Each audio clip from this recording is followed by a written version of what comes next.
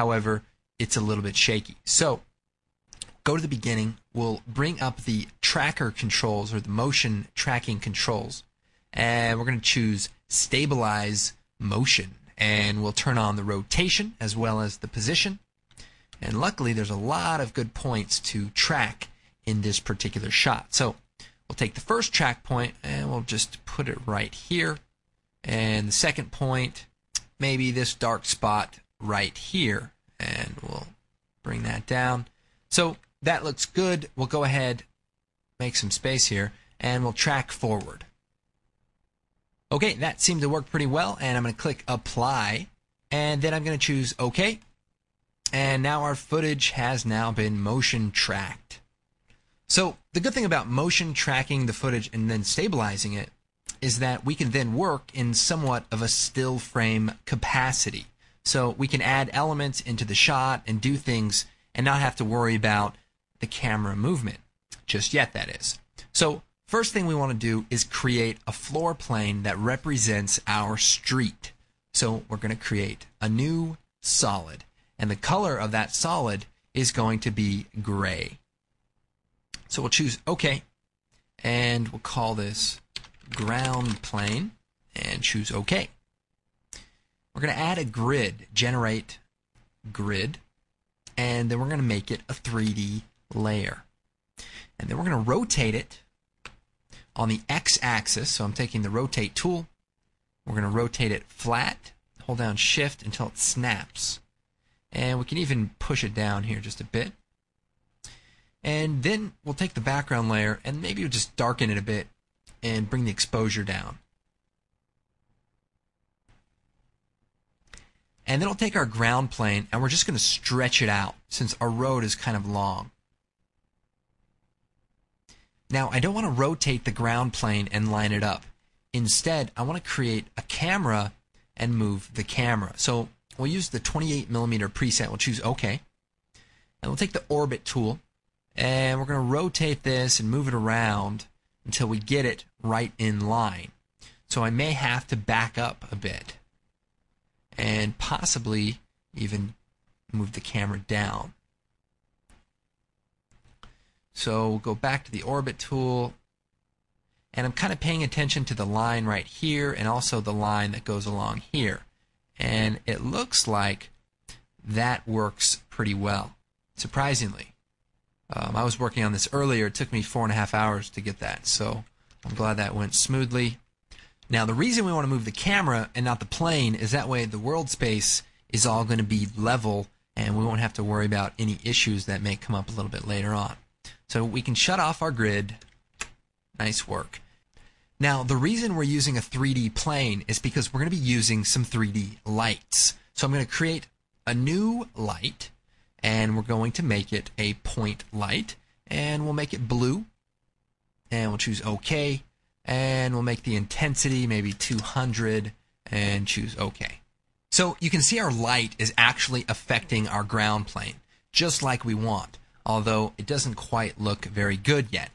Now, let's go ahead and start by making a few adjustments. First, let's change the transfer mode to classic color dodge. And what that does is instantly starts making that blue appear on the ground plane. And that looks pretty good. We could maybe turn up the intensity of the light and maybe bring some of the chroma out of the blue so we get more of a glossiness like that. And we can take this light, we can move it around, we can push it back in Z space, and we're really getting a great effect. And then we can make some further adjustments to the ground plane. And if I go down to the material options, I can play around. Now the diffuse is sort of that center hot spot. So I'll turn the specular down so we can just see that. This is a great effect right here on its own. It creates just a hot spot. We can move this up, and we got some great lighting going on in our scene. And then we also have the specularity. So we turn that up and maybe just turn the diffuse down, and you can see this always points towards the camera. And so we'll turn those back up, and you can see this is just a great way to add that sort of glossiness. Now, this looks pretty good, but I want to show you a few other methods and a few other techniques for getting a little bit better and a little bit more realistic look. So we're going to take first the street footage and maybe just contrast it a little bit better. And there, that looks a little nicer. Now what I want to do is create a matte for this ground plane. So I'm going to take the street footage, duplicate it, Control D, and then I'm going to go ahead and freeze it. So we're going to choose Layer, Time, Freeze Frame. So now that creates just a still frame of that point in time. And I also want to go ahead and shut off all those trackers and all that stuff that we did earlier and remove all the keyframes except for that time remap. And that way we just have a still frame. And what I'm going to do then is tint it black and white. So click Tint, and so now we have black and white matte. Then we're going to add a curves adjustment. So I'm going to put it above the ground plane.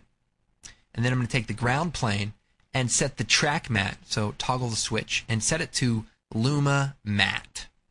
Now the layer gets shut off, but I'm going to turn it on and make an adjustment to the curves. So we're going to brighten this up a bit, bring the contrast down, and the idea here is to just create kind of a high contrast image of this main area of the street. This looks pretty good, but this area of the street is just too bright, so we want to darken that. So what I want to do is shut off the tint and the curves effect, and then I'm going to double click on our street footage, and then I'm going to take the paint tool and we're going to make a few custom adjustments. So first we want to make sure the opacity is low, like 15, 16, and also we're going to go in and make sure the hardness is down to 0 so we have a soft brush. Now if you hold down Control and drag up and down, you can adjust the size of the brush. And what we're trying to do is darken this area of the road so it matches this area a little bit better. So I'm just going to make a few paint strokes. Nothing too fancy. That should do it. So now that I've done that, we're going to go ahead, close our paint out. Then we're going to take the tint, turn that on, the curves, turn that on. And if we go back to our composition, you can see we have a little bit more even road. And it's a little splotchy, but that's probably okay, especially for what we're using it for. So we'll go ahead and shut that off for now.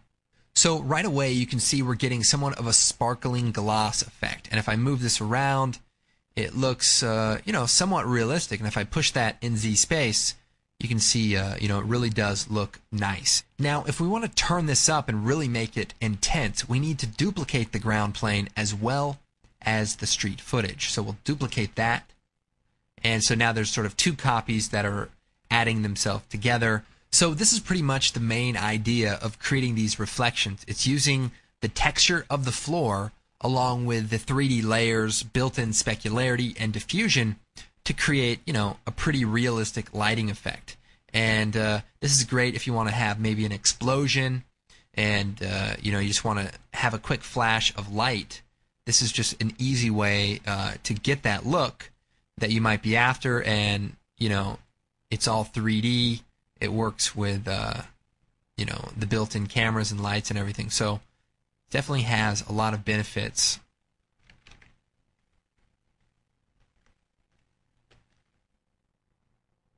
Okay, let's go and move on. Now I'm going to be using a few third-party trap code plugins, but I'm also going to show you how to do it with just the built-in plugins in After Effects.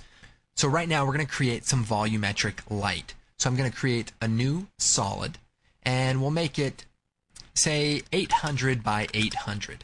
We'll choose OK. And then we'll pre-compose and leave all attributes in the comp. And when you do that, it will keep the same size of that layer as the composition. Then if we double-click on it, or Alt-double-click, we can then see the comp we're in. And then what we're going to do is change the solid color to a light blue. And choose OK. Then we're going to take the ellipse tool. We're going to draw a small circle. And we're going to feather it just a touch. And then we're going to duplicate that mask and feather it, just like earlier. And then duplicate that layer, change it to add, scale it down, and then we're going to create another new solid, and this one a little bit darker, And then we're going to add another ellipse. And we'll feather that out. And we'll change it to add. So the idea here is just to create a light source. And as many adjustments as you can make, feel free. I've just made another copy. And maybe this one we can lower the opacity on it. And we might even, scale down some of the center points so that we have a smaller point of origin.